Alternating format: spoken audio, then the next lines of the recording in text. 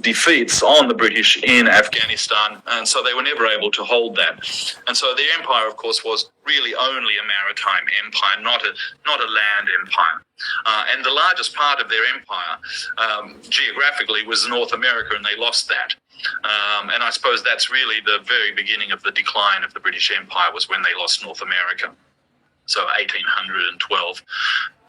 So world domination. Mackinder thought that, and you can just read this. I don't really want to read the same thing out to you, but look, the idea here is that central part of Central Asia, Eastern Europe, is a heartland, and it's got the richest resources, especially agricultural resources in the world. The soil in the Ukraine is black soil, and it's about 10 meters deep, which is just phenomenal. So you can grow anything there, really.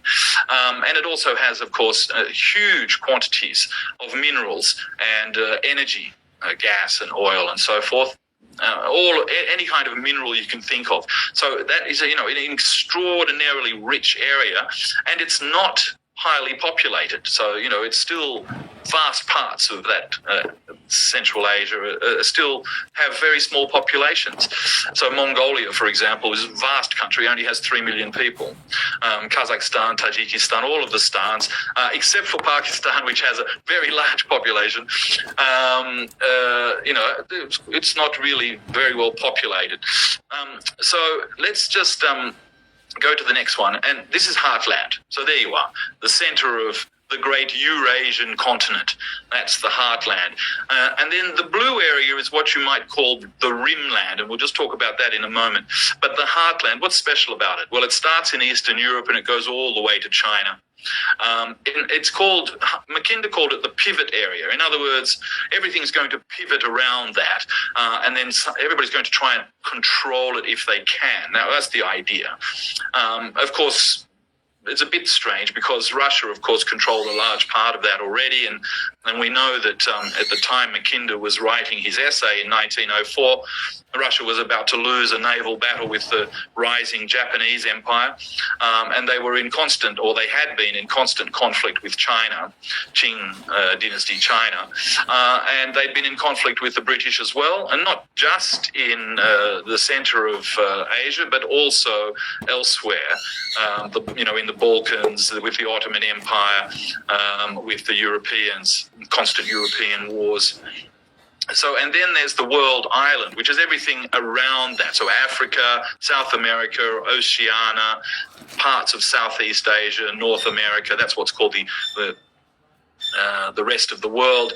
But the island, the world island, is the heartland, Eurasia. So Europe, Asia proper, China, Siberia, Southeast Asia, India, Saudi Arabia. This is the heartland right now, today. That's from LiveMap, and that is the front between the Ukraine and the Russians at this very moment. And you can see that that's a struggle over the heartland. Now, the heartland's basically divided. There's a sort of three people that really sort of have fed this theory. The first one was Mahan, it's an American sailor and cartographer, who said that sea power. Now, he came out of the same thing. He came out when the British Empire was so powerful, and he'd studied the Spanish and the Portuguese, and he thought that this maritime power was the most important thing. So everything in the world could be controlled if you controlled the seas. And to control the seas, you needed islands. And the islands give you a sort of an offshore periphery control over a mainland area. So Singapore, Taiwan, Japan, Australia's a big island, Mauritius, the Falklands. They start to think, oh yes, people are fighting over all these islands. I wonder why. Well, that's why. Because they tend to control choke points. They control areas where there's very large naval activity, so merchant navy or military navy. And so that's the heartland there, the rimland, as you can see, and then there's the maritime section, the darker section around the maritime periphery. So heartland we've explained, and rimland just means you can access towards the heartland from the maritime. So that comes from the Second World War. Spikeman was a cartographer, geographer who worked for the American government, and he just sort of advanced the heartland theory by saying, well, look, we can just consider it a rimland, and we can use our naval forces to penetrate into the heartland. So that's what's called the rimland. And we'll find out and discover later that that's what, when we're talking about Vietnam and Korea, Iraq and all those things, that's really kind of rimland activity.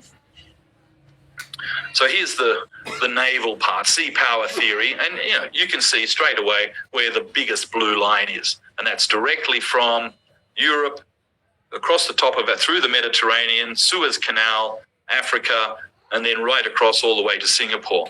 And of course, that would continue now across to the Pacific, and that gives importance to the Indo-Pacific, for example.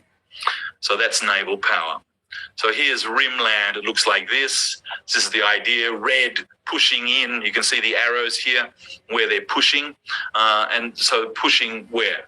Pushing in Korea, pushing in Taiwan, pushing in Southeast Asia, pushing in the peripheries, Myanmar, for example, Pakistan, Iran, Saudi Arabia, the south of Europe, the north of Africa. So that's rimland and pushing in towards the heartland, the great Eurasian continent. So here's the Iron Curtain.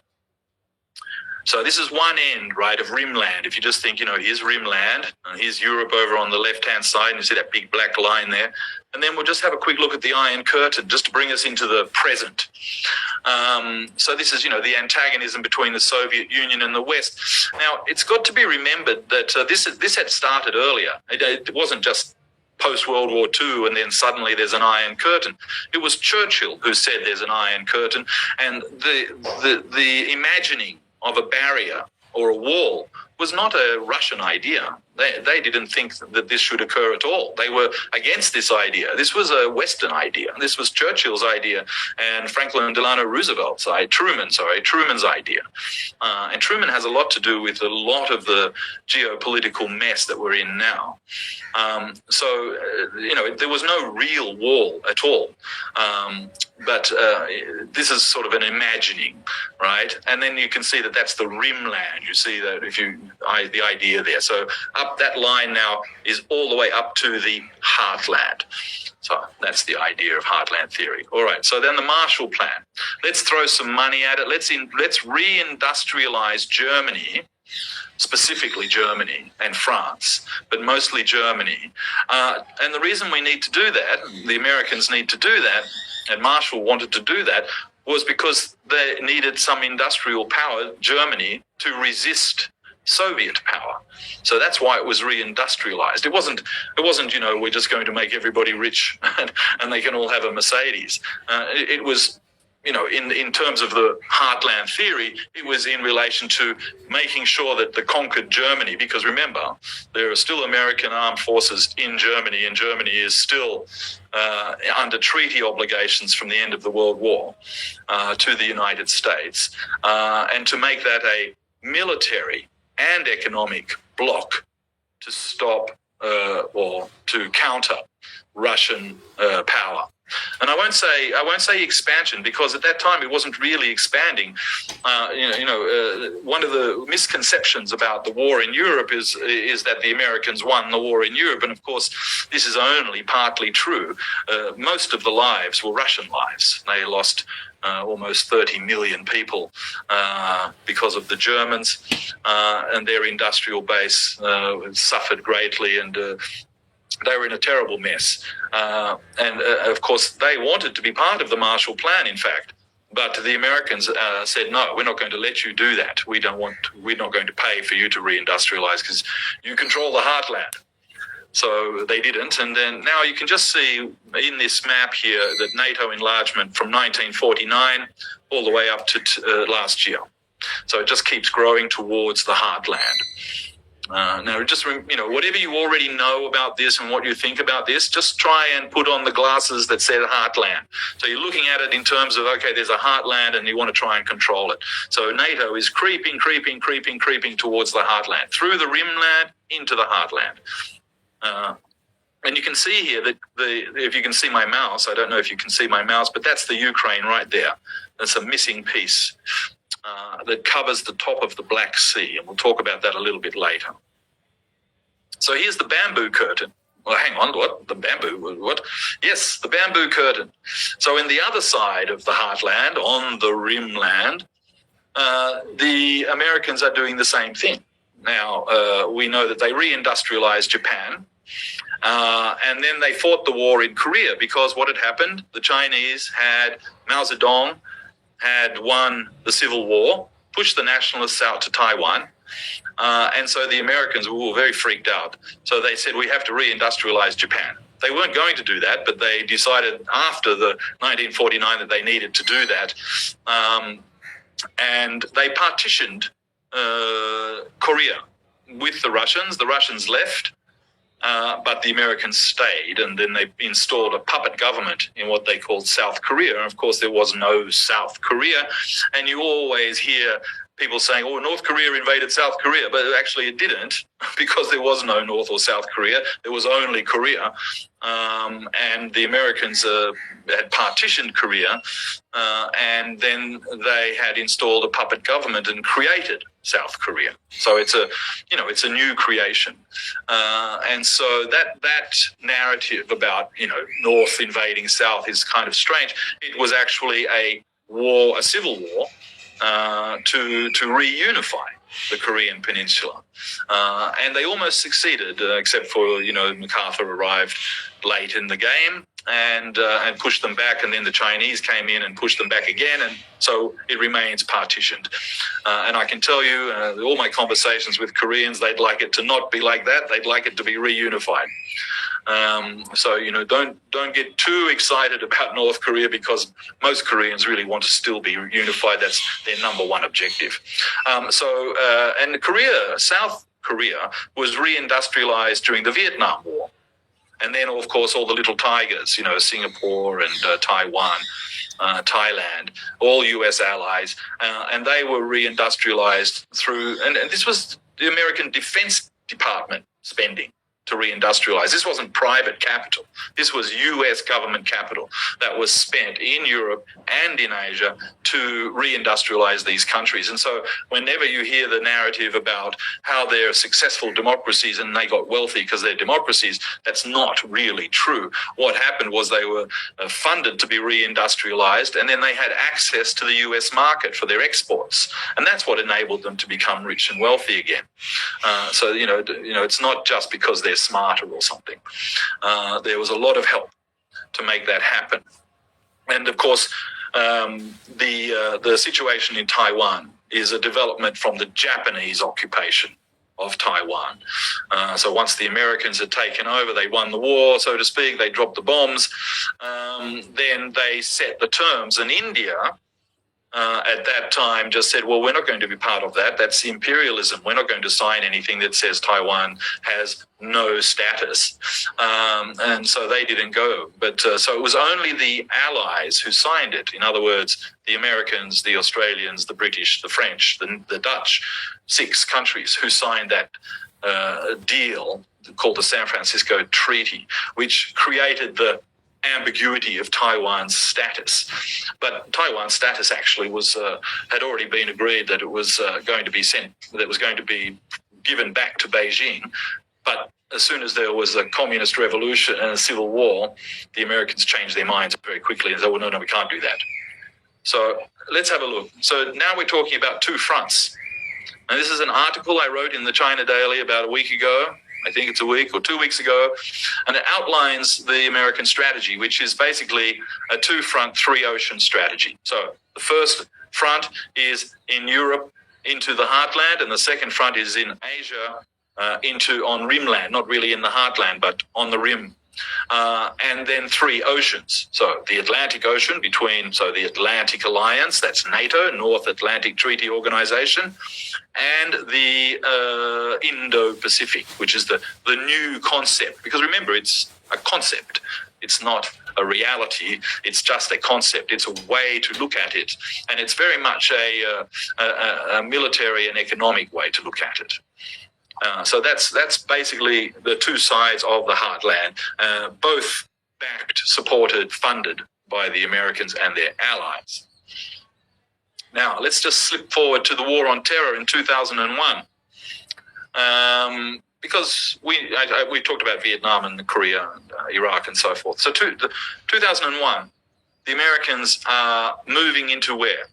So they say that's about Iran, because remember, Iran is the belly, the soft belly of the Great Heartland.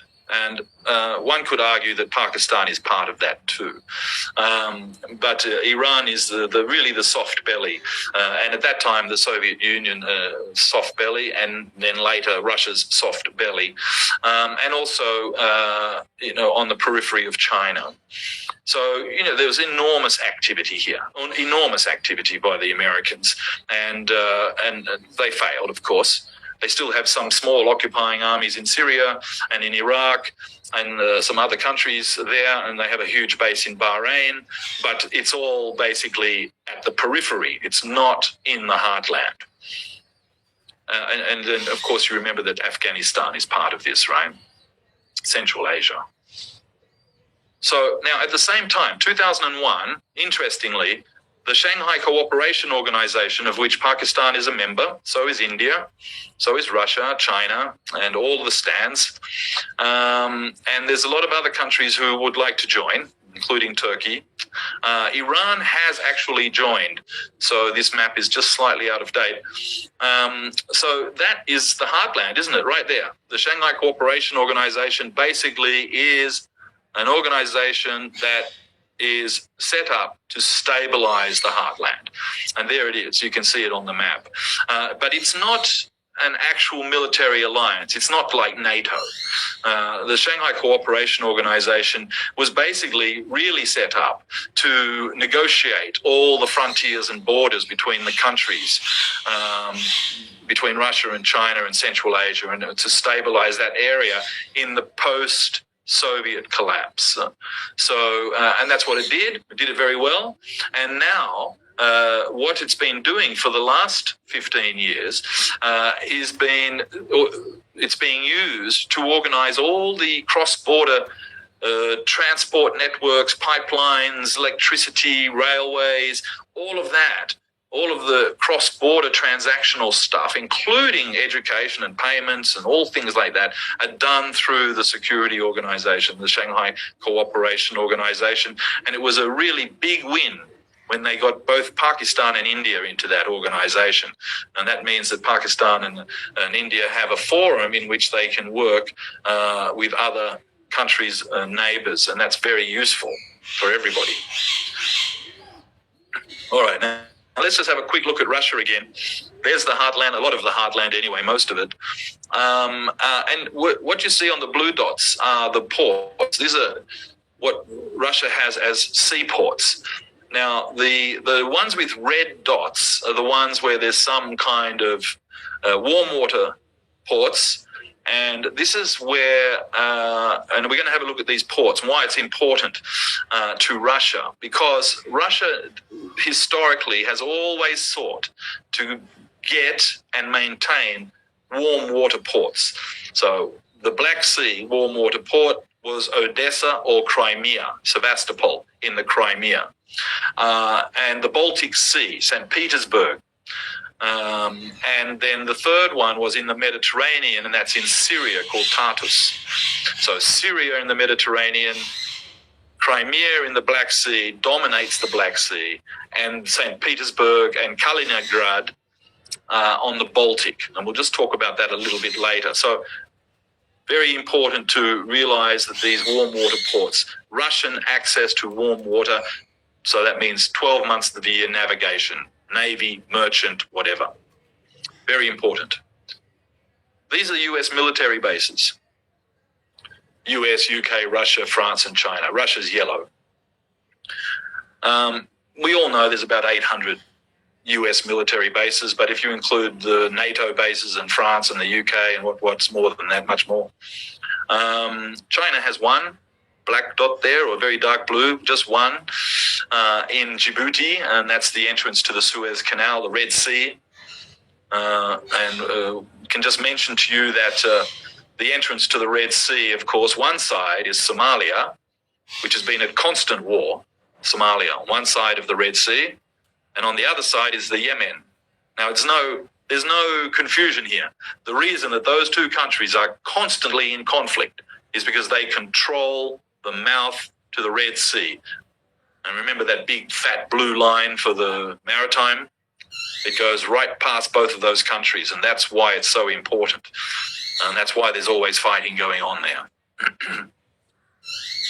Now, NATO membership, we just talked about that. It's expanding. And so there you can see that's we're back to the Iron Curtain, 70 years later, we're back where we started sort of thing. And so that is now expanding. Theoretically, it's expanding because the Russians have a special military operation in the Ukraine, but the Americans have been pushing for that to be expanded the entire time. And one needs to remember that every time the EU, the European Union, expanded, the Americans only agreed on the condition that NATO would expand too. So the Europeans have, we've looked at that and we said, the EU is getting bigger and richer and more powerful, but it was only done on the condition that countries would also join NATO. So a military defense network. But whether it's, can you say a military defense network when it keeps growing towards the heartland? Is that really defense or is that offense? You need to think about that. All right, NATO membership. So now 2008, we're getting very close to the Ukraine now. 2008, NATO decided there'd been a small war with Russia and Georgia. So I don't know if any of you know about Kautilya. He's a very famous sort of ancient Indian philosopher, advisor, strategist.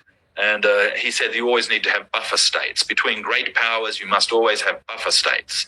And so I think you can see that in around Russia. And there's lots of these little states, Armenia, Uzbekistan, Georgia, and they break where powers meet. So where Turkey, Russia, and Iran meet, and there's three little countries between them, you see, sort of like a little jigsaw puzzle. And that's basically, they exist to create a buffer zone, a demarcation zone. And so basically that's what you might think the Russians are actually trying to achieve in the Ukraine right now. Anyway, so 2008, Bush, war on terror, GFC, global financial crisis. Oh, we're having a disaster. Inflation is crazy, right? And the Americans have exported this crisis, this financial crisis, because they're funding the war on terror. It's costing them total $7 trillion total. So their economy is suffering. And so then, their banking collapsed, subprime mortgage collapsed. But so while that was happening and everybody's suffering, in the rich countries are not so rich anymore, and poor countries have very high inflation and can't pay their debts, they go to Romania and they say, we're going to get Ukraine into NATO because the Russians are looking weak. So let's do it now. And there you have a picture of Stoltenberg with Zelensky, telling him what to do. Now, Stoltenberg is an interesting character. He was Prime Minister of Norway, and he began his role as a NATO Secretary General the year that the US backed the coup in Ukraine, 2014. So he has overseen the entire plan of NATO expansion into the Ukraine. He has been in control of all of that, and he's announced that he's I think he was pushed, but he may not have been pushed, but he's resigning and he'll be gone this year, which I'm beginning to think is a sign of weakness. But anyway, because he's the mastermind of doing all of this, he's been responsible for the NATO expansion into Ukraine. Now, the Ukraine. So we're just going to go slightly back towards the heartland here, Central Asia, and you can see all of these, pipelines, railways, and things like that going up to the Caspian Sea, which is, this is Iran over here. I don't know, can you see my mouse? Central Asia pipelines, right? So this is the energy. There's Pakistan and Afghanistan, right? So now just imagine in that period of time, it was becoming very obvious that the Americans were not going to be able to win in Afghanistan.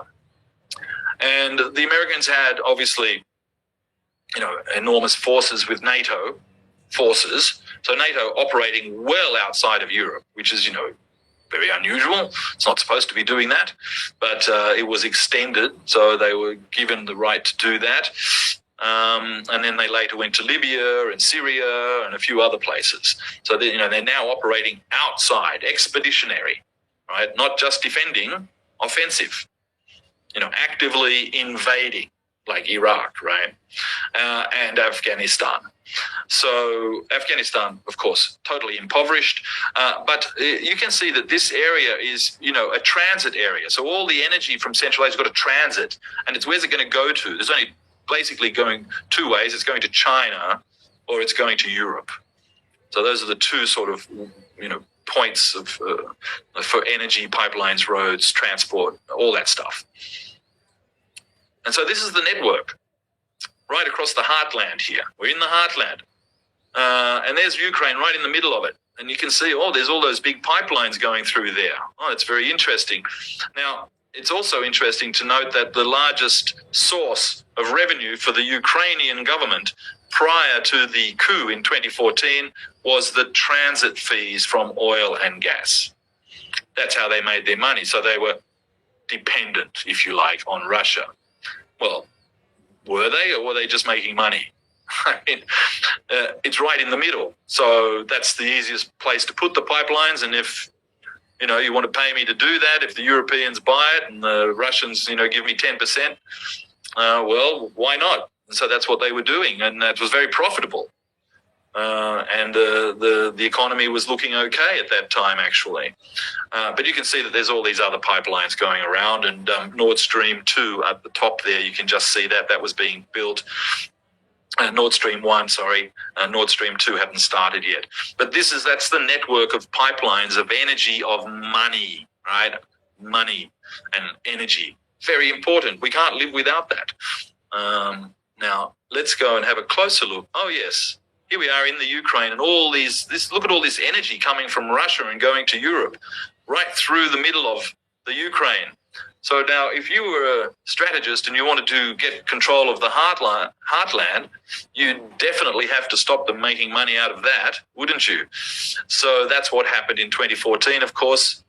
The government was overthrown, and we'll talk about that in a minute. But that's the importance there. You can see that there's all this energy, Central Asian energy, heartland energy, all going to Europe, right? Or China, and to Pakistan as well, and possibly India. And then into the Ukraine. So that's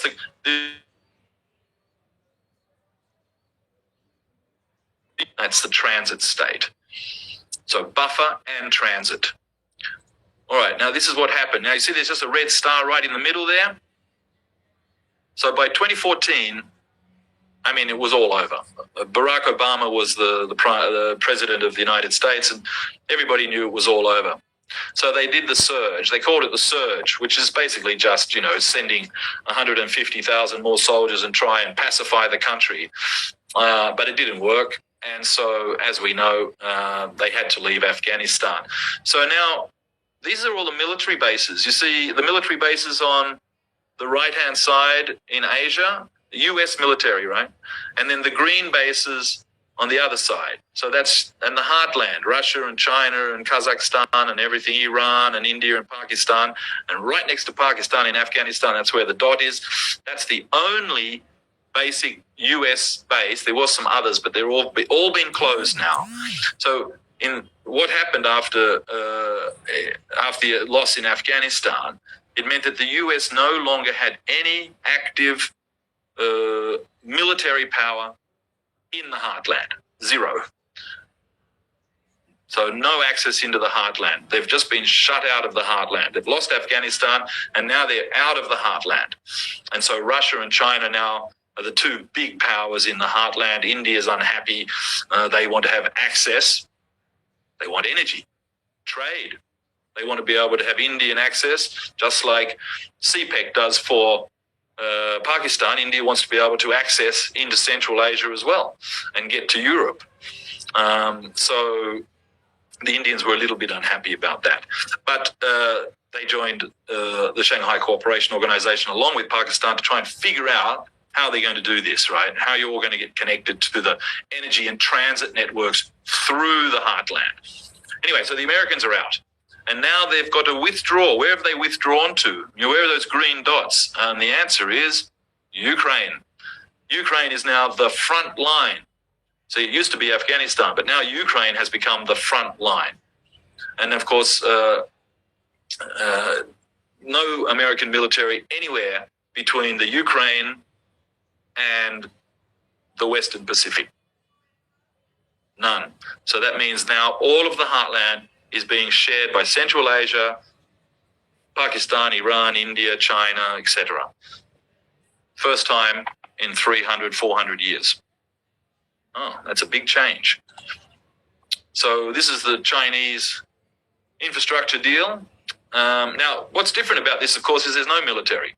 There might be some security for the trains and building and what, but there's no armies at all. And the idea, of course, is to who could pay for it? Nobody's got enough money to do it. The market's there. The Europeans have got money. They need it. Okay, let's go west. Where the Americans are blocking us in the east. Japanese are not friendly. All right, let's just send everything west. Let's do that. And that's what they did. And we all know about that now. Right, so pipelines, trains, airports, logistics, you name it, right? And the Shanghai Cooperation Organization has done all of the negotiations and the transactions and to figure out, where the border crossings are, how to do the customs and the trade and the payment schedules and all that sort of stuff, all been organized in the Shanghai Cooperation Organization. Not just bilaterally, but in that larger platform so that everybody's joined into it. So it's got something of a feel of ASEAN about it. Now, 2014, bam, we've got to overthrow the Ukrainian government. This is not good. So because remember, 2013 is Belt and Road. And the next year, and Afghanistan's, basically lost. Where are we going to get to? We've got to go to Ukraine. That's the last kind of access point to in the east for the heartland. So what happened?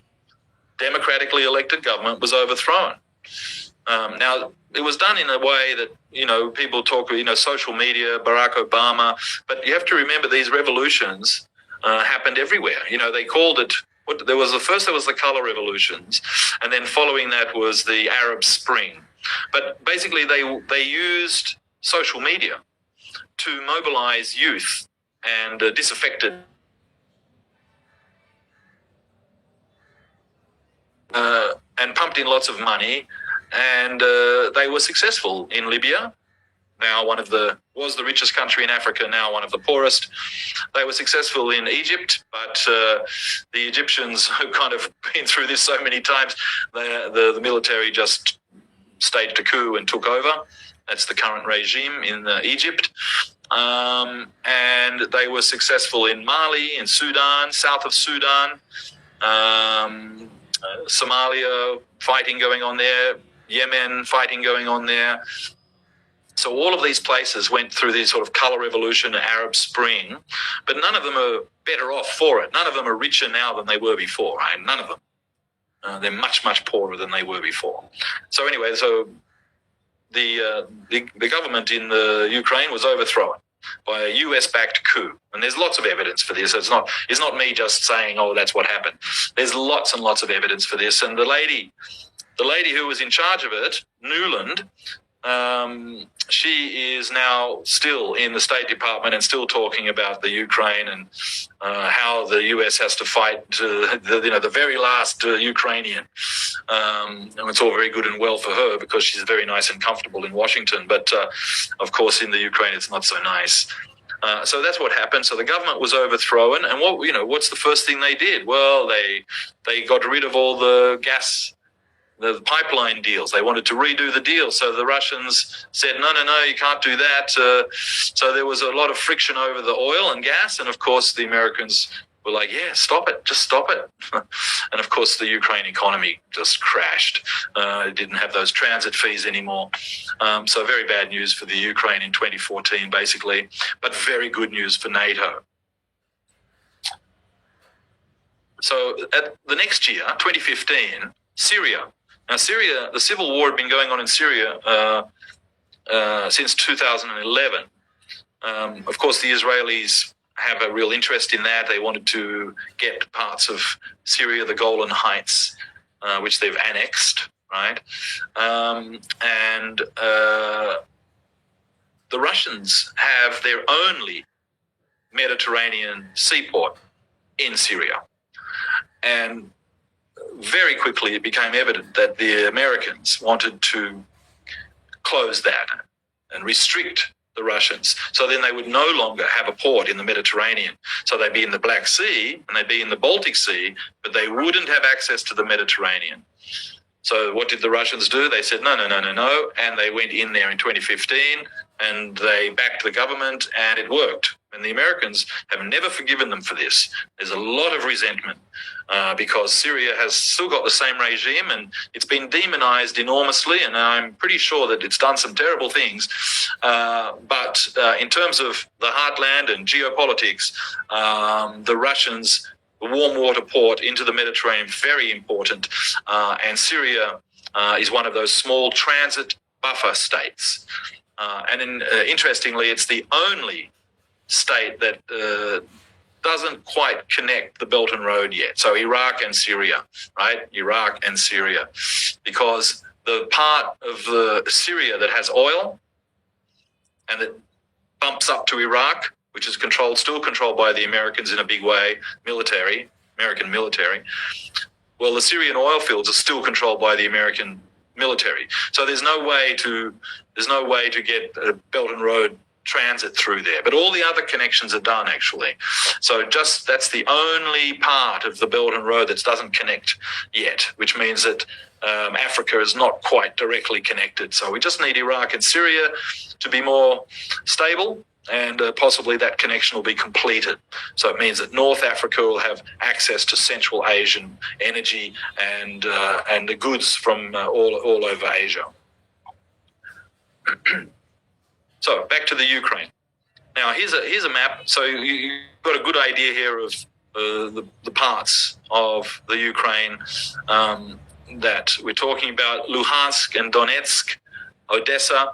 Now the Crimea is the dominant part of the Black Sea. So in other words, if you control Crimea, and that's where the Soviet Navy was based, if you control Crimea, you control all of the naval, all of the maritime networks in the Black Sea. And those networks have to get to the Aegean Sea and the Mediterranean. So very, very important part of that. And you can see that's where we're struggling here. So that's your heartland right there. Now, here's the Belt and Road. Let's have a look at the Belt and Road. That's the red part's China, of course, but all the yellow connections, that's all heartland, right? All heartland. And now it can't go through Ukraine, right? Now the Ukrainians and the Chinese are actually on good terms. Very good terms, and they continue to be on good terms. The Ukrainians, realize they're not completely stupid. I mean, they understand that if you want to make some money in the world today, you need to have a connection with China. So that's give you an idea of what the Belt and Road really looks like now, and why the Americans are so unhappy about it. Because Belt and Road is very different, because it's not armies, right? You're not moving armies around. You're moving goods, and railways and roads go both ways. It's not just one way; it's both ways. So, and it goes to third countries. It's not like the old Soviet era where everything just went to Russia. This is, it's both ways. So anybody along the line, what is an economic belt? Anybody along the economic belt is producing something, a commodity or a brand or a part or, some kind of component or something, both ways. You're not just sending it to China. You can send it to somewhere else. That's the important part about it, really. All right. So let's go back and have another look at the Ukraine. And we realize here that the Black Sea, Crimea controls the Black Sea, but if NATO controls Ukraine, there's no way to connect through. You see, NATO's controlling that, and then they've got access to the Baltic Sea. Now, you see the Baltic Sea in the north. Now, remember, Russia's only got 3 warm water ports, right? The Baltic Sea, the Mediterranean Sea, and Vladivostok in the east. So blocking this NATO block here, basically, if the Ukraine is part of NATO, it would control all of the Black Sea, and it would also control all of the Baltic, which means that Russia would not have access to those 2 seas. And if Russia doesn't have access to those 2 seas, how's it going to trade? How's it going to be rich? How's it going to survive?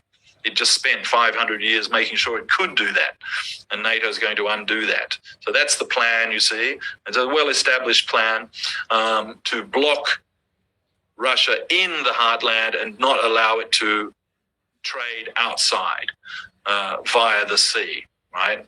Maritime rimland pushing in towards the heartland, right? And this is what the Russians are worried about. Is that what NATO's doing? It's blocking them from the Baltic to the Black Sea, access into the Mediterranean, Syria, access from the Black Sea in the Ukraine, access to the Baltic through Poland and Estonia and all those little Lithuania, etc. So here it is. There's this little tiny piece of Russia here called Kaliningrad on the Baltic Sea. And the Germans complain that it's got nuclear weapons, and, well, maybe it does, I don't know.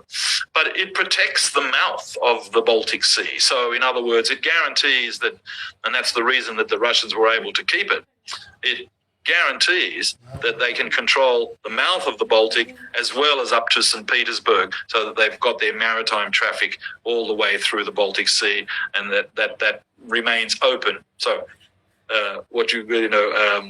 freedom of navigation, right?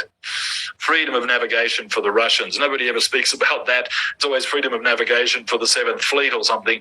But there's freedom of navigation for Russians too, and for Pakistan, and for Cambodia, and for anybody really. So that's why the Russians are holding on to that.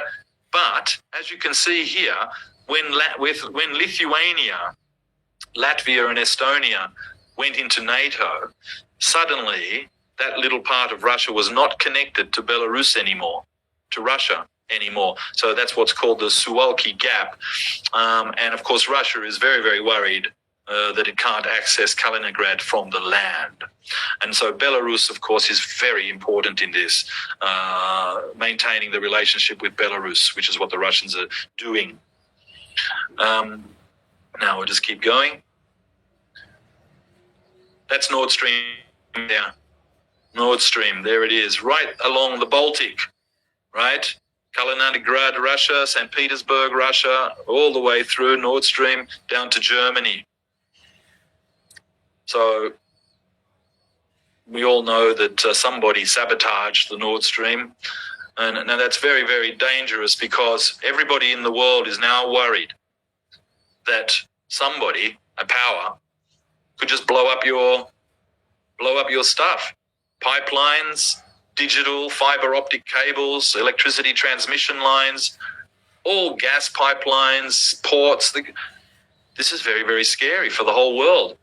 You've got to be thinking, and every country in the global south especially is having that thought. They're having, well, hang on a second.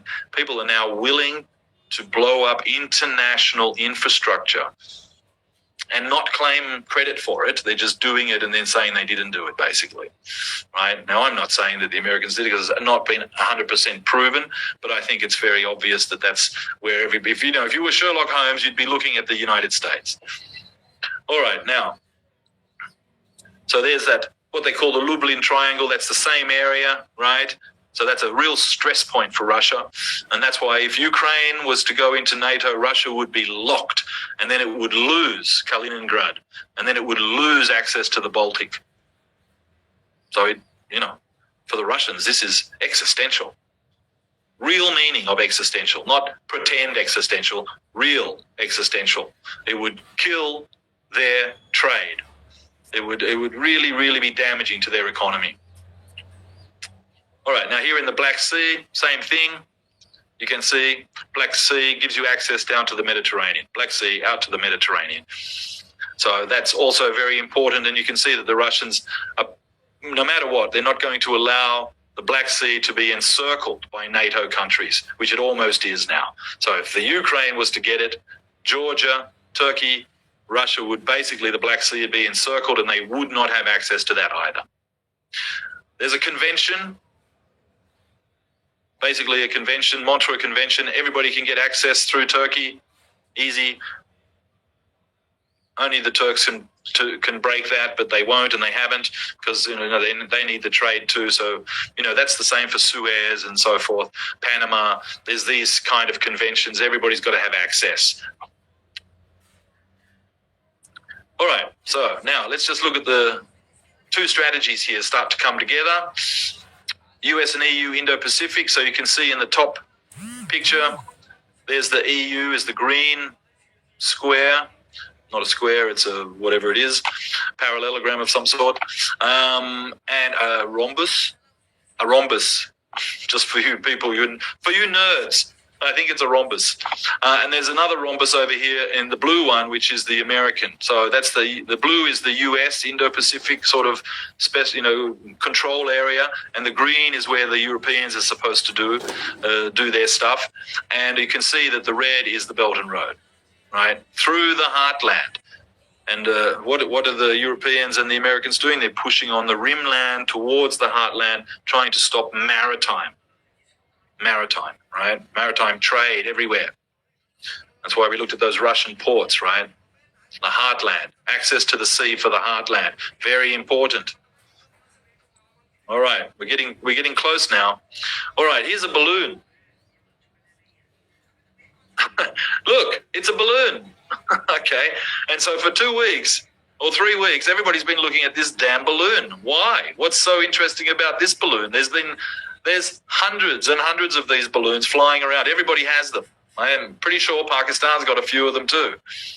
And it's never been a problem. As long as I've been alive, I don't remember a balloon having such a big media exposure. And that the first thing, and I remember the first thing they said, we've got this Chinese spy balloon on CNN, and I turned it on, and I had a look at that, and I turned around to my colleague and I said, let's all look at the balloon instead of looking at the Ukraine. Let's not look at the Ukraine. Let's look at a balloon. So that's what everybody did. They all looked at the balloon. But really, of course, 2 weeks later, so last week, the intelligence official said, it's a weather balloon. Yeah. Well, I think anybody who was involved in international relations and international security, who really had their head on, knew that this is a distraction, a media distraction. We're all looking at the big, bright, white balloon and not looking at what's happening on the ground in the Ukraine and other things like a rail derailment in Ohio where poisonous gas was put into the air. It didn't even make it. And Seymour Hersh, the Nord Stream article was released that week. The same week as the balloon went up, the Nord Stream article came out about the Americans had organized and planned the destruction, sabotage of Nord Stream. And so everybody's looking at the balloon. And that still to this day, the New York Times, the Washington Post have not run a story about Nord Stream destruction. So that's independent media. So it's very hard to believe, really, isn't it? But there it is. And yes, as everybody jokes about this, it cost what was it, 2 million or something, 2 million to shoot it down, and it's only worth $50 or something. All right. So this is the situation on the ground. While everybody's looking at the balloon, what's really happening? Well, what's really happening is the United States is split in two directions, right? It's got two fronts on three oceans, and its economy is not in good shape.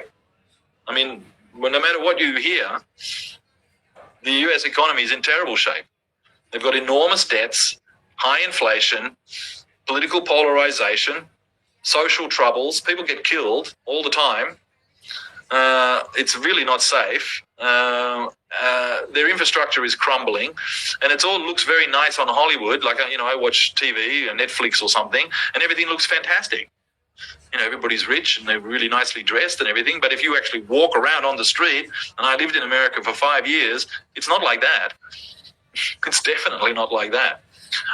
So there's real problems for the Americans here to be able to maintain this. They don't have the financial resources.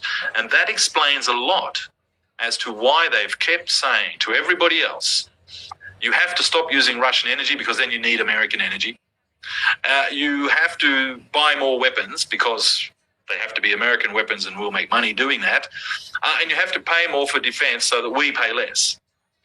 And so there's real reasons for that. But despite all of that, US military spending is increasing all the time.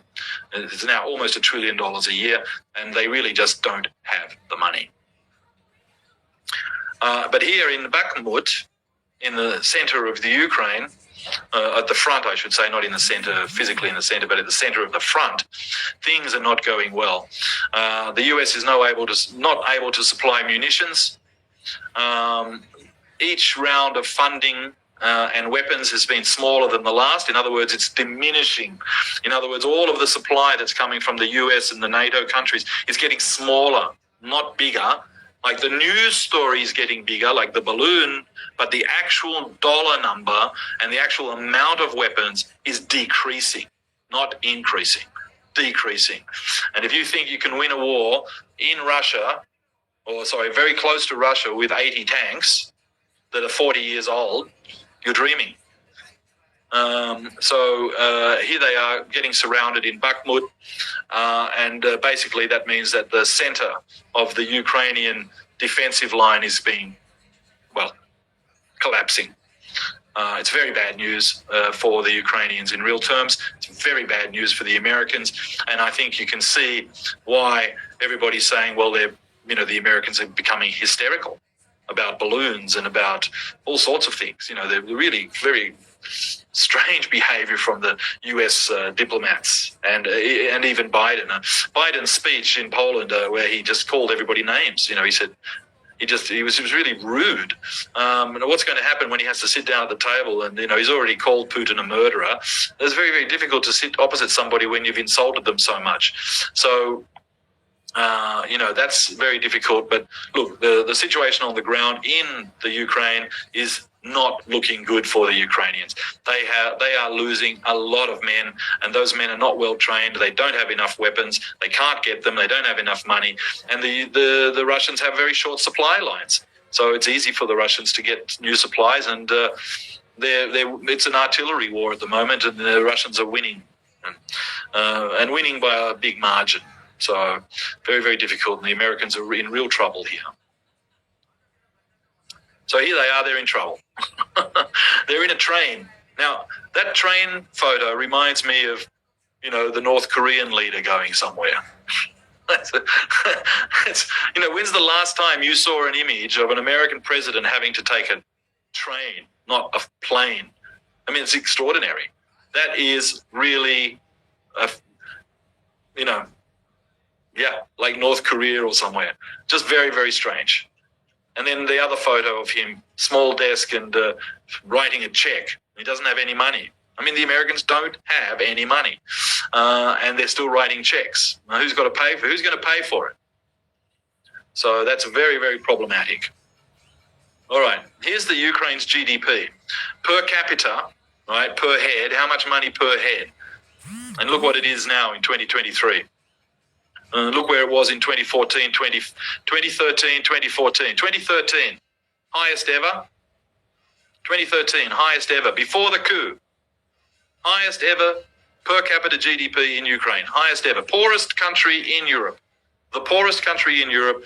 And in 2013, it had its highest ever GDP. Since then, not so good. It looks pretty good in 2021, but actually that's just all that foreign money being pumped in. It's not real business or anything like that. That's just, aid packages from the United States, basically. And weapons. I mean, enormous amounts of weapons and money, so it's not, doesn't really tell you, the economy in 2013 and the economy in 2021, they look almost the same per capita, but actually the money is very, very different. That money is being used to buttress the government for weapons, and the US is basically paying all of the salaries of all of the public servants in the Ukraine. I mean, it's basically a 52nd state right now at this moment. And then the actual GDP, have a look at it. 2013, very good. 2014, halved. Have a coup, what happens? GDP drops. Look at 2015, 2016. So it's slowly climbing back. But that's, the Europeans are trying to help. The Americans are pumping lots of money in there. But it's not going to work. And look where it is now. So, not good. All right. Now, in the Munich, a week ago, in Munich, Wang Yi said, peace. We're going to offer a peace agreement. Now, remember that it's the Chinese who are mediating all of the arrangements in the in the Shanghai Cooperation Organization and with Afghanistan. It's China that's mediating that. And it's been China that's mediating in the South China Sea, trying to get the code of conduct. So they are now, in my personal opinion, they are now the most powerful mediating force on the planet. In other words, the Americans are so far to their position, and the Russians are so far to their position, that who is powerful enough to be able to mediate and moderate the discussions and the negotiations. And of course, who's taking that role? China. They've got one military base outside of China, and everybody says, the Americans say, they're building their defense and everything else. Well, yeah, but it's all in China. It's not all over the world, so it's very different. And the Americans are saying, no, they're terrible. They're going to give weapons to the Americans, to the Russians. So you can see this sort of dichotomy at Munich. Chinese saying, okay, we want to mediate the peace, and the Americans saying, absolutely not.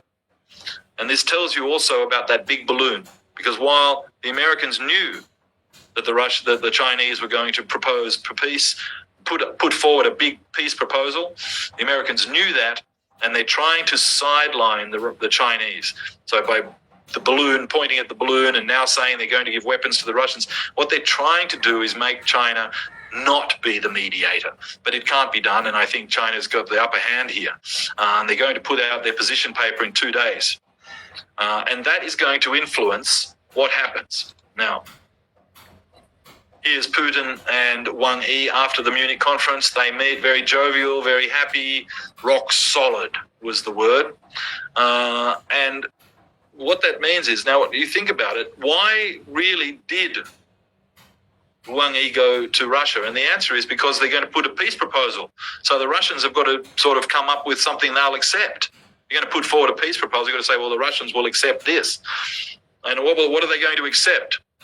Well, they're going to accept a buffer zone between NATO and Russia, or Ukraine neutrality. And they're not going to accept losing the Black Sea. And they're not going to accept no access to the Baltic Sea. They're not going to accept that. That's impossible. What they are going to accept is that there's a buffer zone. And that's going to be those little states, Donetsk and Luhansk. And I think that the next really big summit, and we're going to talk about that in a moment, is the BRICS Plus summit. Now, the BRICS Plus, so that's in August. So between now and August, there's going to be this peace proposal put up, and it's going to go to all the BRICS countries. Pakistan's going to get a look at it. They've already looked at it, I imagine. And they're all going to, the global south basically, is going to figure out what they will accept and what they'll sign up to. And that's the Chinese way. They're going to work through consensus building. They get everybody to sign up to what's agreeable, and then they're going to put it on the table at BRICS. And who's joining BRICS? Oh my goodness. Let me see. Saudi Arabia, Iran, Kazakhstan, Algeria, Egypt, Nigeria, Argentina. So you can see what's happening here. Think about Heartland again, and think about the world island and the rest. And you can see here that if you've got the Heartland organized, Russia, China, Eastern Europe, Central Asia, South Asia, all working together, suddenly the BRICS Plus is more powerful than the G7. So this is basically, we are at a major turning point in world history this year. Power, for the first time in 400 years, almost 500 years, is switching from European and North American power to Asia. Now that's monumental. And that's really what's happening here. Now, there's other parts of this that need to be worked out, and it might take, it won't just all happen in one day. But when it does happen, it happens quickly, and all the bits need to be worked out. And one of the biggest and most important parts of this is de-dollarization. The Americans have weaponized the dollar. They've taken the foreign reserves of Russia. They've taken the foreign reserves of Venezuela, the foreign reserves of Libya, the foreign reserves of a lot of countries. They're sanctioning everybody. Now, 20 years ago, there was about 500 sanctions. Now there's something like 20 or 30,000 sanctions. The office for sanctions is so big you could, have a football game in it. I mean, it's just so huge. So I think everybody in the global south has understood that weaponizing the dollar is very, very dangerous. Now, who wants that? The Asian financial crisis in 97, everybody was becoming a bit more careful. Global financial crisis in 2008, while the Americans are having another war. Let's be even more careful. And now with the pandemic and very aggressive America weaponizing their dollar, everybody doesn't want it. Nobody wants it. Everybody wants to do it another way. And that includes India, that includes BRICS, that includes Pakistan and China, everybody. They all want another way of doing it. But they don't want to just get rid of America. That's not the idea here. What is multipolarity? The Americans have to become one of the poles, right? An important pole, one of the poles, but stripped of the reserve currency role because they're not trustworthy. Nobody can trust them. They've proven that. So this is the first time that you're going to get the BRICS Plus and the Shanghai Cooperation Organization members all together, plus other global south countries. They're going to look at this peace proposal at the BRICS, and they're going to come up with a solution, and then it's going to be tabled at the UN in September. So now the Ukraine war basically is going to run down. Just think about what happened in Vietnam and the Paris peace talks and so forth. Maybe they'll try and make it last. The Americans will pump more, NATO will pump more into it and everything, but everybody knows it's already over. And now it's all about peace. And China's put the peace proposal up into BRICS. They're putting it into the Shanghai Cooperation Organization and the rest of the global south. And that'll be the document that the UN General Assembly will vote on in September. Now that's what I think that's the timetable. That's what you need to be looking at, is what's going to happen between then and now. And just as a last summation, I just want to say to you as students, it's very important not to look at the balloon. Please try not to look at events, because what happens is if you just look at the explosion and you look at the event, right, the big explosion, but then you don't look at all the things that caused the explosion. And what I've tried to explain to you today is a kind of a fairly shallow overview of what's really pushing the power equation in the Eurasia area and the world, the global south more specifically, BRICS and SCO. What's pushing that whole turning point in the world today, of which Pakistan is such an important part. For the first time in Pakistan's history, it's got access both ways, up and down to the sea and up to markets in Central Asia through China, etc., out into the sea and so forth and so on. And that's amazing, and I expect to see huge benefits from that going forward, and this is all part of that. And I'm pretty sure that Pakistan is going to be supporting the peace proposal. I can't guarantee it, but yes. So thank you very much for listening to me talk so much, and I hope there's enough time for us to have a good question and answer section right now.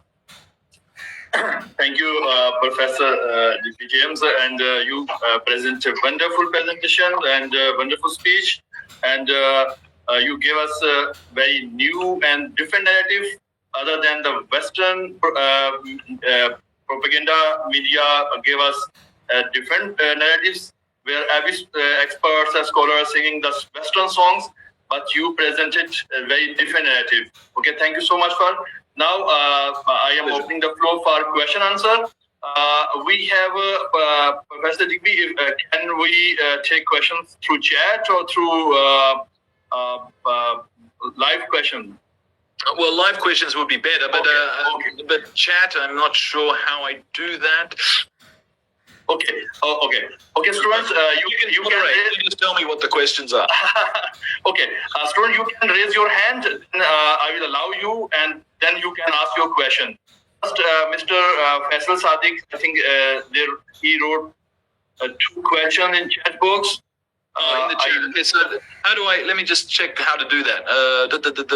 The chat. There it is. Okay. It didn't take too long for me to find it. 3 people in the chat room, in the waiting room. Is that what? So in the waiting room, is that the thing? Okay. Here we go. All right.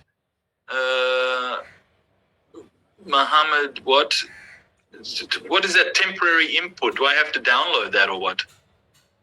Okay, I speak.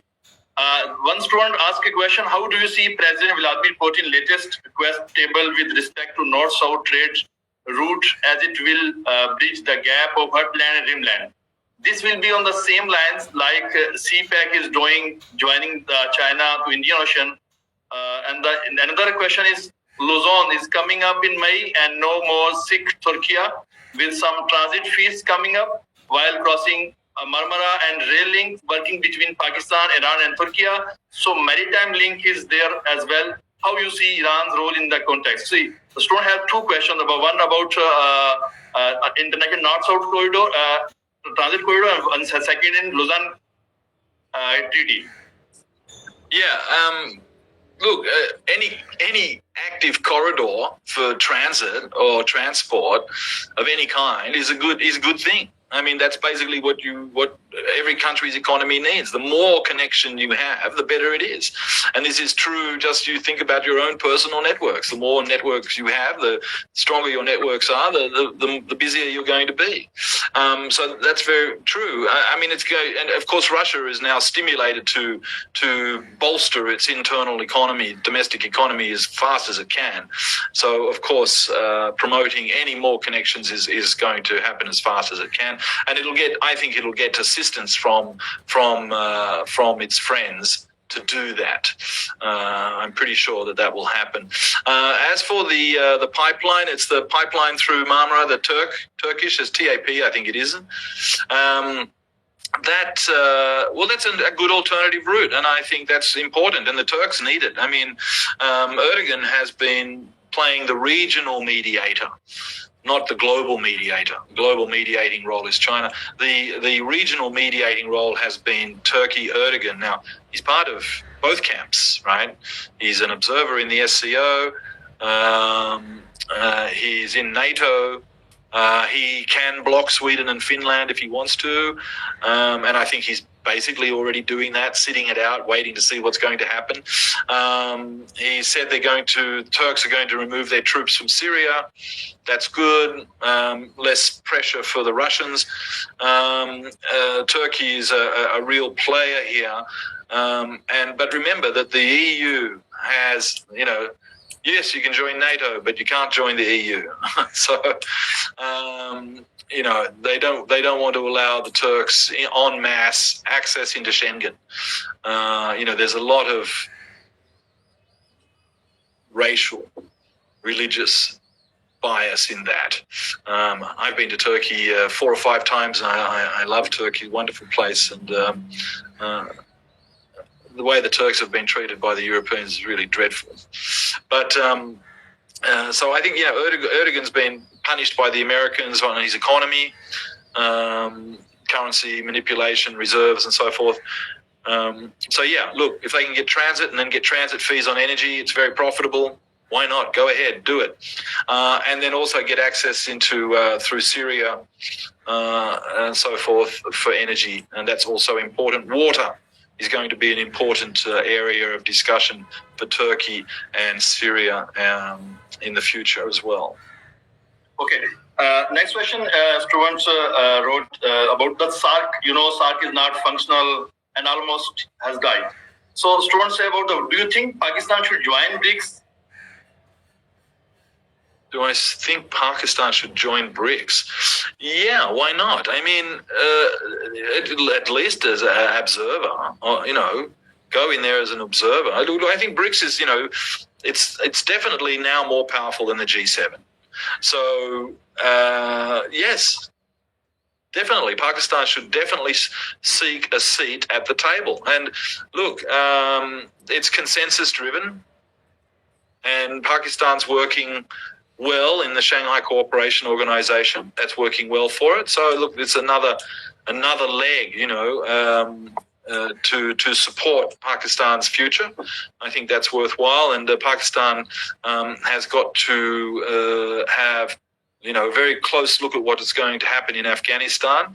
As Afghanistan in the past was a very important trade crossroads, and so that if that trade crossroad can be rebuilt, there's a lot of money going to be made by Pakistan out of that. And I think the same is true in the West to Iran. Having a very good, close relationship with Iran is also very, very important. The Indian situation, of course, is going to be much more reliant on doing these large-scale forums, Shanghai Cooperation Organization, and possibly also in BRICS. That's going to be good for the relationship with India. Okay. Mr. Anis, please ask your question. Hello, sir. Good morning. Good morning. This is Anis Kamrani from student of IR. Sir, my question is that does the heartland theory and one belt, one road strategy of China are same or not? Because nowadays, same like China is applying to constructing many seaports around the South Asian countries for not only expand their business but also controlling the region. No, it's not the same thing. I mean, remember that heartland theory was at a time when maritime power was, British maritime power. That was the view of the world. The maritime powers had taken over the world. Spain, Portugal, France, the United Kingdom, the Netherlands. They had taken over the world and colonized the world. And so he was just looking at the one area that they weren't able to do that. And because remember, the scramble for Africa had also happened, right? So he was just looking at that and just going, well, hey, we territorial power. It's obviously we're not able to get there, and so that could be possibly turn around and somebody would control that, like the Mongols. And I think really he must have been looking at the Mongols and thinking, yeah, if you really got hold of that. But look, no, China's vision is not based in heartland theory, not at all. China's vision is based in China theory. China is not in real terms part of the heartland, not specifically, because China has pushed its borders up to the mountain ranges at its periphery. In other words, Xinjiang has a mountain range, the Himalayas are a mountain range. There's a mountain range also in the north, up in near Siberia. These are the sort of natural frontiers, and there's mountains also in the south, near Vietnam and Laos and Myanmar and Thailand.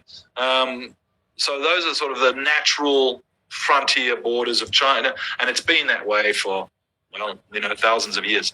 So I don't believe it. It's true to say that somebody's beeping a lot here. It's not true to say that China has the same idea. It could be seen that way, and I think I showed one of the slides that kind of shows it like that. But actually, it's not, because look, it's true that China is going to have more influence as its economy gets larger and larger, and but what? So what the Americans are doing here is they're saying China's economy is going to be so large, they're going to be so powerful that we have to stop them. So to stop them, we have to destroy their economy, and that's what they're doing to Russia, actually. And that's what and that's what's happened to Venezuela and Libya, and So there's something very wrong about that conceptual idea that you're going to, because somebody's just naturally big and they've already been around for a few thousand years, and they're suddenly your peer competitor. You have to make sure that they don't get richer and they don't have advanced technologies and what.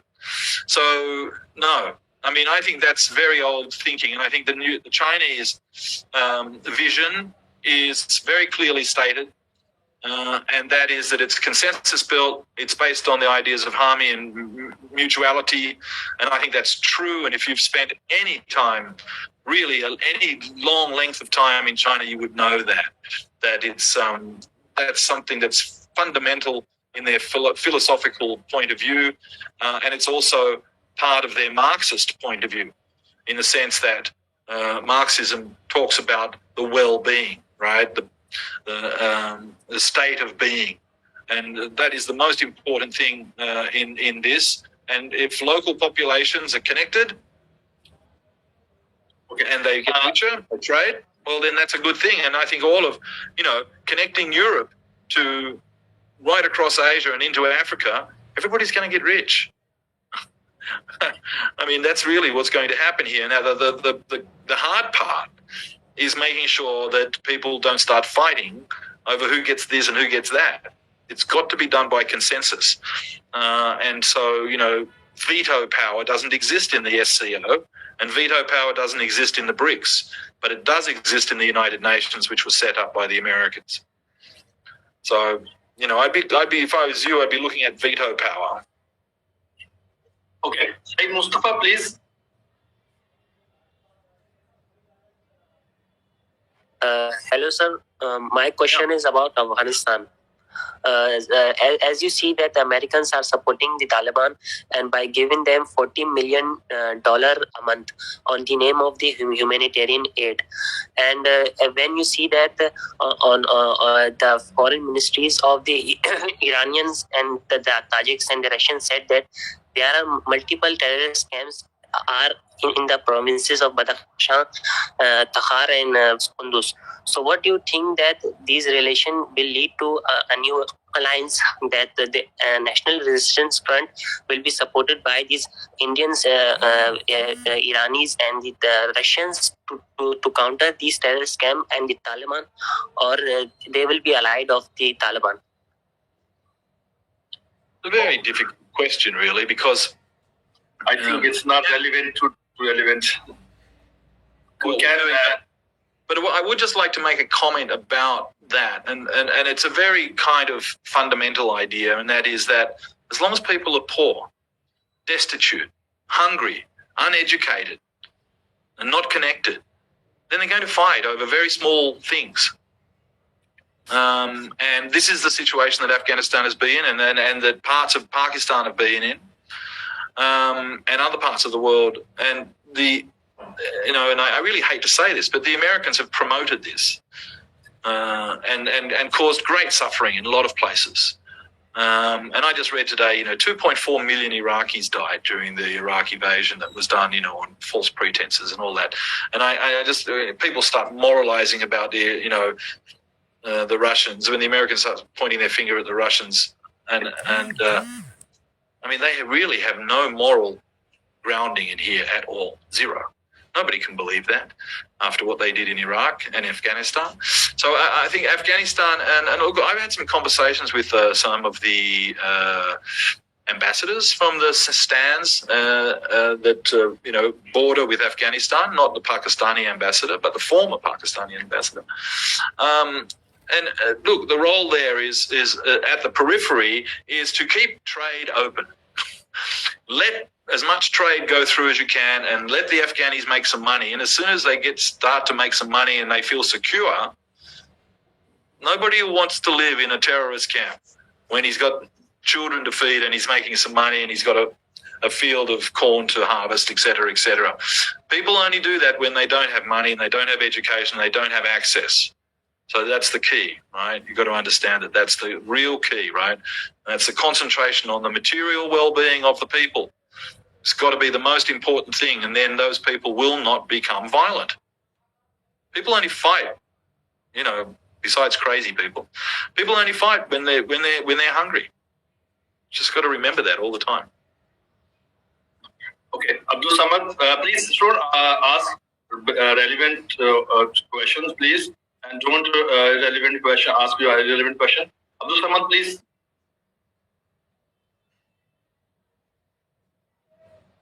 Hello, sir. Sir, my question is regarding regional cooperation about heartland theory. Do Russia can get some relief against the Western plan of restricting Russia into the heartland only? What role can regional powers play to neutralize the Western effect, as it is regarded as the Asian century? The Dutch Prime Minister just said that he thought it wasn't the Asian century, it was another American century. That's what he said. And I just was like, really? I don't know what he's doing. He's like asleep or something. But he's obviously not been to China yet or Pakistan. The multilateral formats are the way to go here. I mean, there's the bilateral formats are really good for, you set up, FTAs, trade arrangements bilaterally, you have exchanges, you do all of that bilaterally, but the multilaterals are the most important. And those multilaterals exist, and I've just talked about those, Shanghai Cooperation Organization, which is all of the heartland, and importantly, Pakistan and India are both in there, and Iran also. So this is really important, and it's consensus. There's no veto. There's no, it's not like the Security Council, when one nuclear power can say no. No, it's not like that. Everybody has to agree, and ASEAN is done in the same way. So I think that's very, very important if you think about it. That on China's periphery, in Central Asia, and China's periphery in Southern Asia, where the Americans are pushing, that's where they're pushing. The two blocks consensus-based organizations, which is democratic, right? Not veto organizations. So I think that's very, very important, and they need to be strengthened, and they need to be used more for cultural, agricultural, trade of all kinds, cross-border and all of that, accelerating de-dollarization, all of those sorts of things, stabilization in every way, harmonization of all of the things that can be harmonized, administrative plus physical. That needs to happen as fast as possible. The faster the better, really, as long as no mistakes, right? That's what needs to happen. Russia, Russia is, people don't understand the depth of feeling. But the Russians have suffered enormously. They suffered enormously at the hands of the Mongols. They suffered enormously at the hands of the Germans a couple of times. They've suffered enormously at the hand of the Poles and the Lithuanians and the Swedes. They've been invaded so many times, and they've suffered enormously. But particularly, with the Germans. I think people don't realize just how much they've sacrificed to be able to maintain Russia. And anybody who's running around thinking the Russians are going to get rid of Putin because they're not happy, they're out of their minds. The Russians are going to support him until the end. And at this point, I will tell you that I think Russia is going to get out of this special military operation what it seeks to, and that is a buffer zone, and to have the Ukraine kind of, shall we say, neutralized. So take a neutral line and not be part of NATO. I mean, I think this is really sort of a key step, and the population won't change.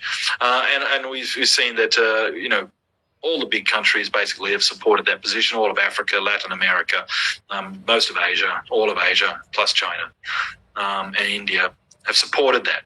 And that's what's, that's the new reality. When every time I hear somebody in the American government saying, global leadership or something, and I think, well, hang on, they're leading less than 15% of the world's population, only half of the global economy, really only half these days, totally dependent on other parts of the world anyway. I think, no, who are they leading? They're not. I mean, it's this action that's going on is, I think, is probably the straw that broke the camel's back, so to speak.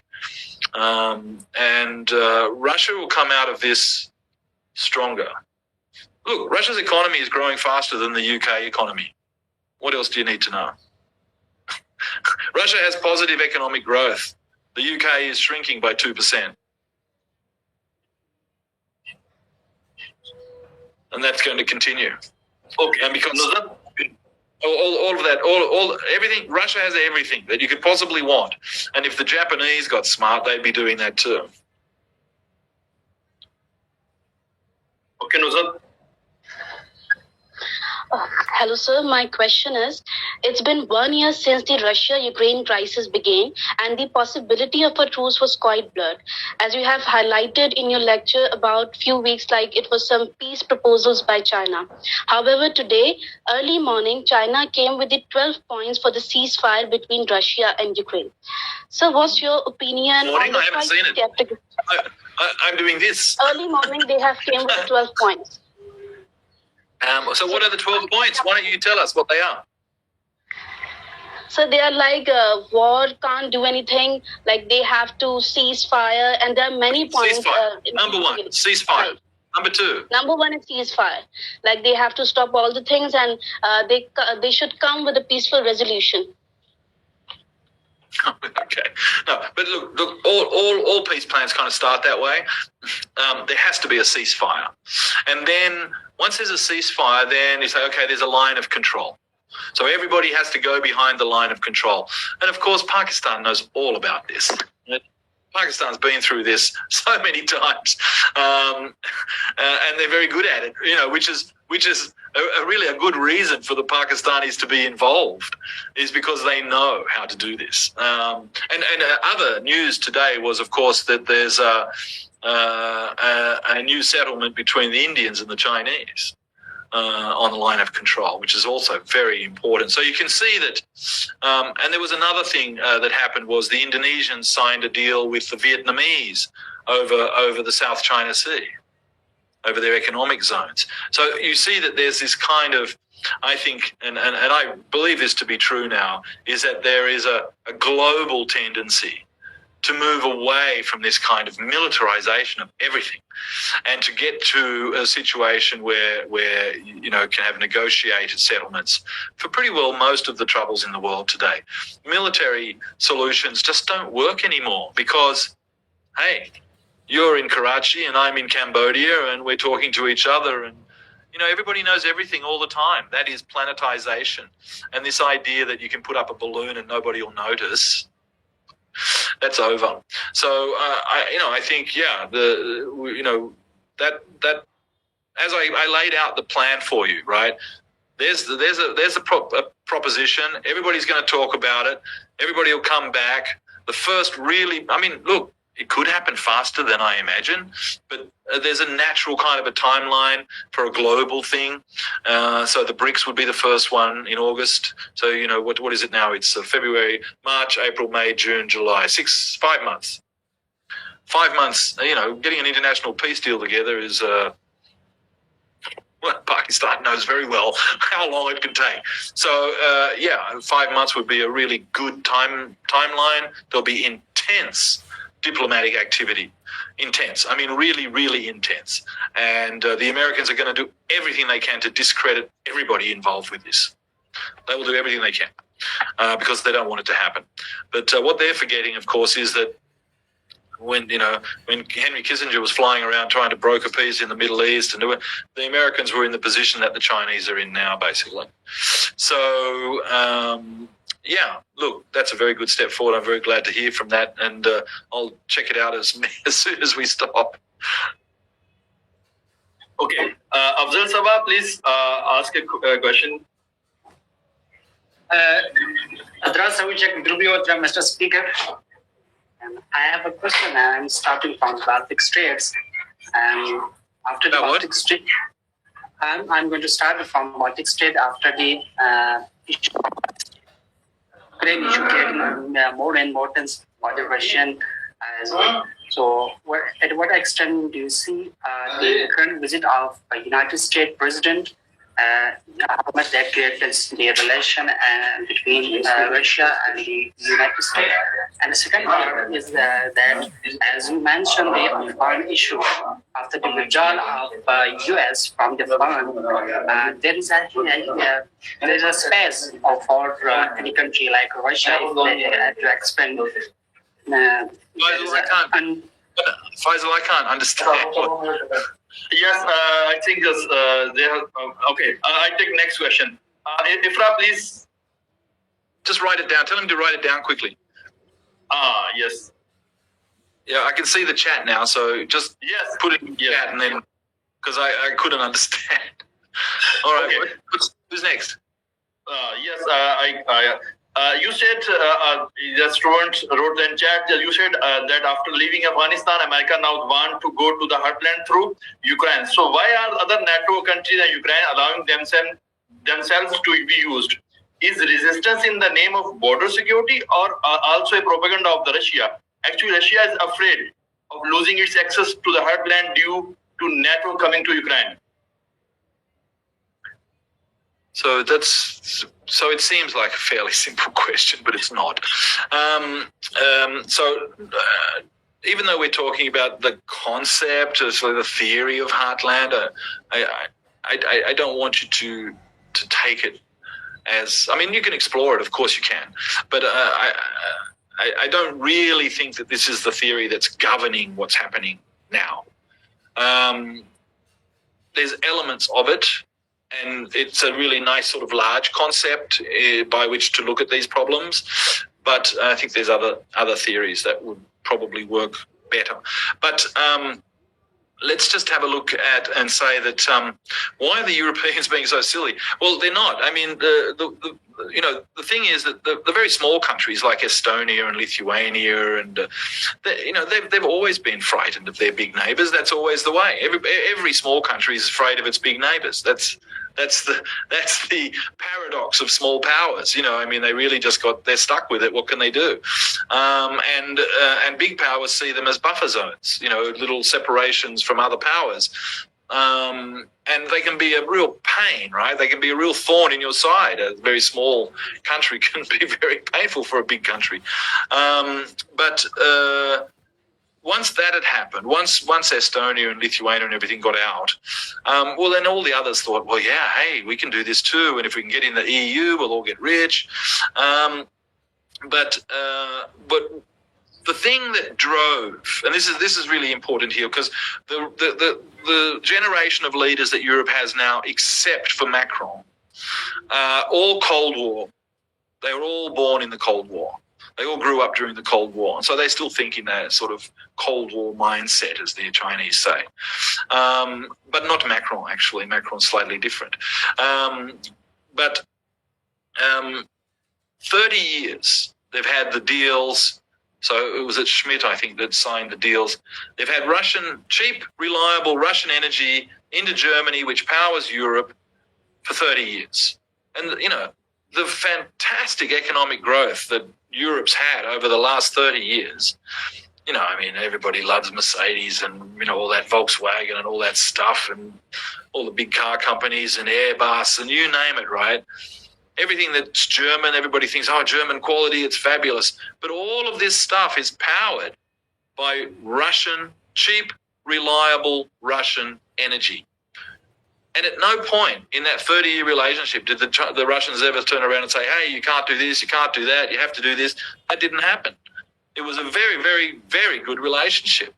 And the Americans just, saw that as being just terrible. And, of course, the Americans, and that is sort of heartland theory, the idea that the Germans and the Europeans rely on the Russians and the Asia East for their energy, for their markets, and they have, really close interaction.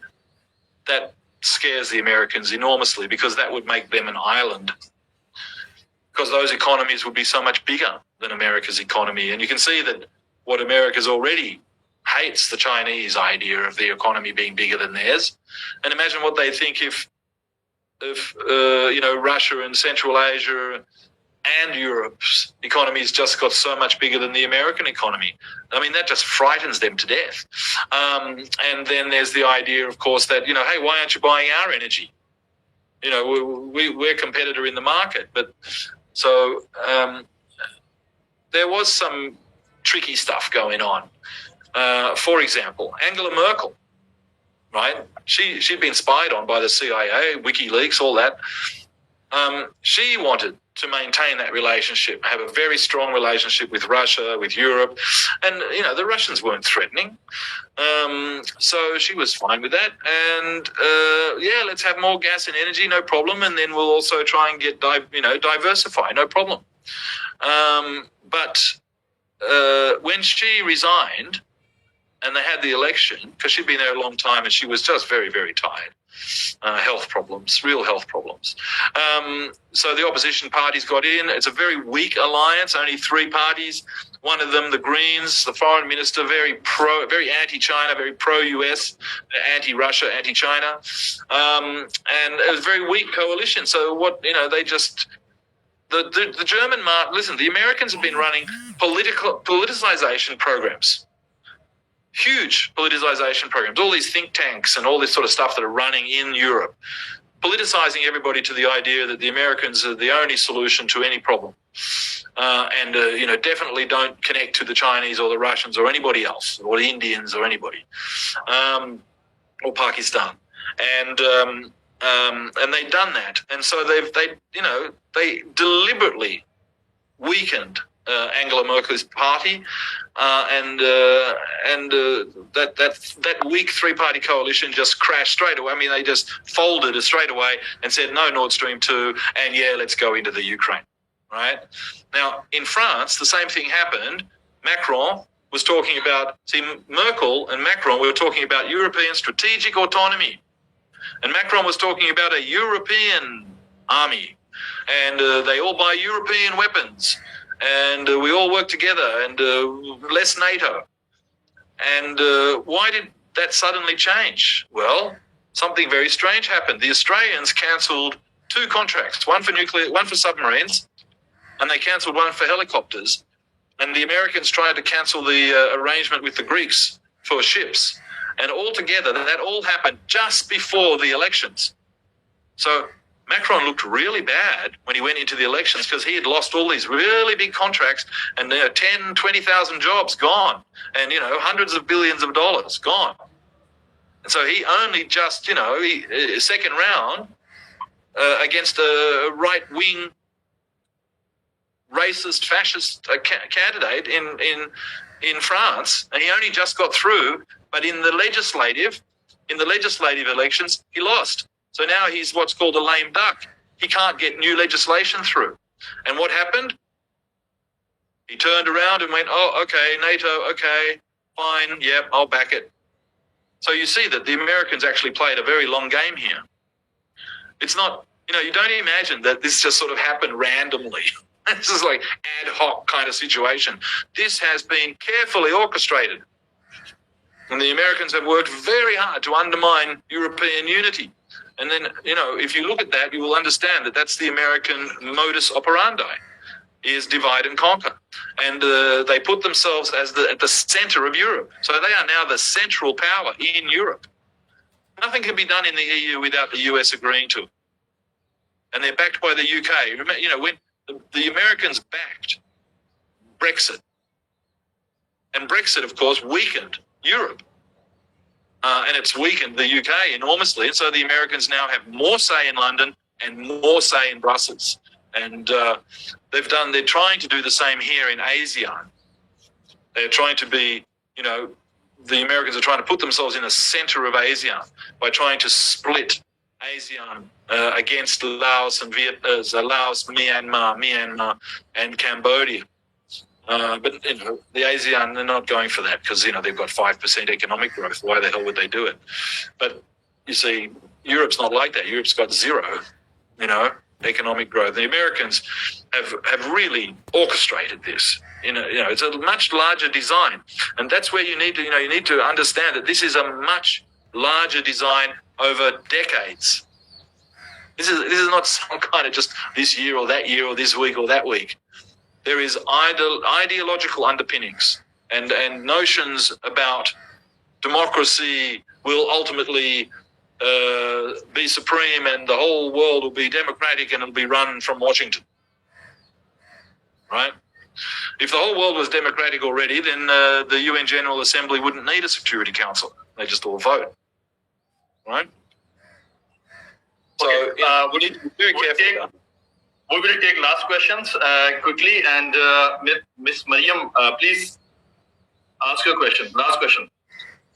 Hello, my name is Mariam, and I want to ask that, is European crisis a golden opportunity for China to draw away the US attention from Taiwan by moving into a third Cold War with Russia, or after innovating Russia's position in Ukraine, another victory in Taiwan would await the US like the Sandwich Islands?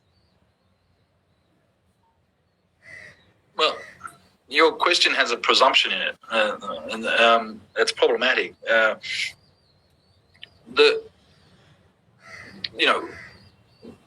Will China take advantage of the situation, the crisis well, it's advantageous for them for sure. It just makes them more powerful. That's what I've been trying to say to you, is that China is now the moderator, the mediator globally for peace. It's the most powerful manufacturing, most advanced manufacturing industrial base in the world, the largest exporter in the world. It's the largest trading partner of, 150 countries or something, 120 countries. The Belt and Road is connected to 150. Now that's basically 2017 when Xi Jinping went to Davos and made his speech about open trade and so forth. That was it. China was the champion of free trade, right? Globalization and free trade. Now, after what the Americans have done with NATO, China is now the champion of global peace. And of course it's going to work well for them because red line number one is reunification with Taiwan. And the Americans are the ones that are blocking that, making that, impossible for them. Now, there's all sorts of geostrategic security problems in there that, you would need to have a look at. But the fundamental point here is that that's a red line and that there's no way that'll change. And you can see what happens when you go past a red line. The Russians and NATO, Ukraine going into NATO, the Russians told the Americans so many times, hundreds of times, that just don't do this. And that's our red line. And the Americans said, they'll never do it. Well, they did. And now the Americans are paying for it in a big time, and they can't afford it. And now they're losing their mantle as a sort of peacemaker. Now China's going to be the peacemaker. Now, that's a real change of events in the whole world. So I think you need to be, following. You're living in a very exciting time. That's all I can say. But no, I do not believe that China is using this for narrow, selfish national interest. I do not believe that is true. I believe that it's using it in the understanding that all of its partners are going to grow rich, and then China will get richer too. Okay, right? Which is the idea of a free and open trade. That's the whole idea, right? So, and if you just look at what they're actually doing, you can see that that's actually working. In Cambodia, 10 years of trade with China, the economy here has grown 7% per annum for 10 years. That's phenomenal. ASEAN and China have got 5% GDP growth this year. Right? The US got 0, 1. Inflation at 5 and GDP growth at 1, that's -4. Okay, it's -4. So what you're really seeing here is the global north, the advanced economies are shrinking. They're all shrinking because wars are expensive and it causes inflation. And, and the 0% interest on money, easy money, is inflationary as well. There's all sorts of complications in that geo-economical puzzle that I don't have time to explain to you. But basically, having wars and starting wars is really, really bad for your economy. So China's not doing it, right? Okay. I also thank you so much, Professor Dr. Digby James M, for sharing their insights with us today and give us a precious time. I hope this discussion has provided valuable perspectives on the heartland theory and Ukraine realities. Remember, geopolitics issues like these are complex and constantly evolving, so it's important to stay informed, engaged. I want to thank my students and faculty for their active participation in today's webinar. Your questions and comments have helped to make this discussion truly engaging and thought-provoking.